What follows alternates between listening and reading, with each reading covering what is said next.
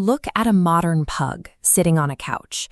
It is completely reliant on human luxury for its survival. But this animal shares a direct genetic lineage with the apex predator of the late Pleistocene, the gray wolf. Dogs did not start out as pampered indoor pets. They are humanity's oldest employees, boasting a continuous work history that stretches back at least 15,000 years. During the Upper Paleolithic period, pre-agricultural human hunter-gatherers established regular campsites.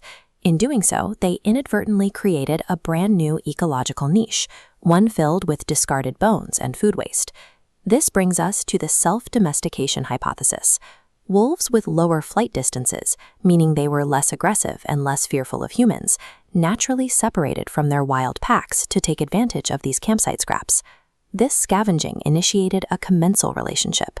The early wolves essentially worked an unpaid internship, keeping campsites clean and providing perimeter alarms in exchange for a reliable, easy meal. Human beings did not intentionally invent the domestic dog. Domestication was an opportunistic survival strategy engineered by the wolves themselves, forever linking their evolutionary path to human civilization. As human societies expanded into some of the planet's harshest environments, like the Arctic, the dog's role shifted. Cultures like the Thule and Inuit turned these passive scavengers into active biological engines for transportation. This animated diagram shows how an evolutionary mechanism called heterochrony shifted canine growth rates.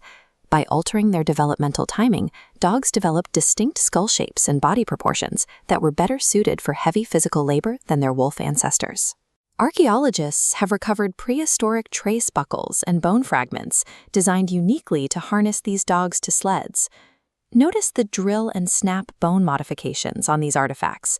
These distinct holes offer definitive evidence that ancient peoples were engineering canine labor.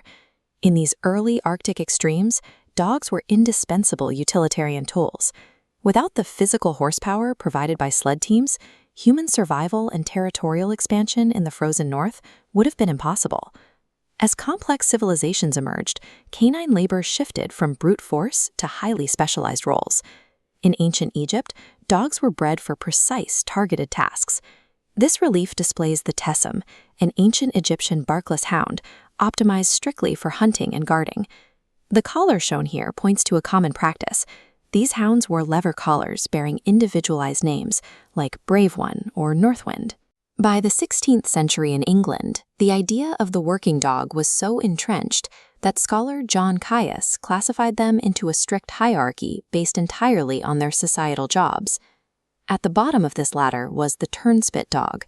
This was a blue-collar mongrel bred specifically for a grueling kitchen task, running inside wooden wheels for hours to turn roasting meat over a fire. By the Middle Ages, dogs were fully integrated economic assets. They acted as living cogs in the daily machinery of human commerce and survival. The Industrial Revolution eventually introduced modern machinery that replaced muscle power, forcing the working dog into a societal retirement. Over the last 150 years, a period known as the Victorian Explosion shifted human breeding strategies entirely. Breeders prioritized form and aesthetics over function and labor. The biological consequences were severe. Extreme genetic bottlenecking rapidly generated the over 400 distinct modern breeds we recognize today, often at the expense of their physical health.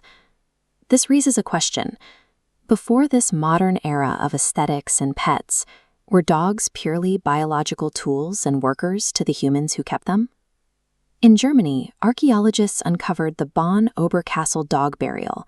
Here, a 14,000-year-old human skeleton rests right alongside a small puppy. Analysis of the bones revealed that this specific puppy suffered from canine distemper.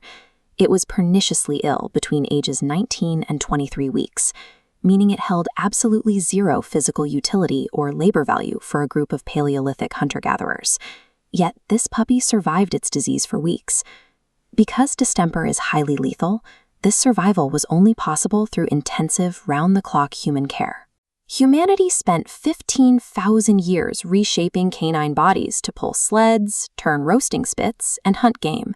But the Bonn Oberkassel puppy proves the foundational contract between humans and dogs was always based on mutual love and companionship.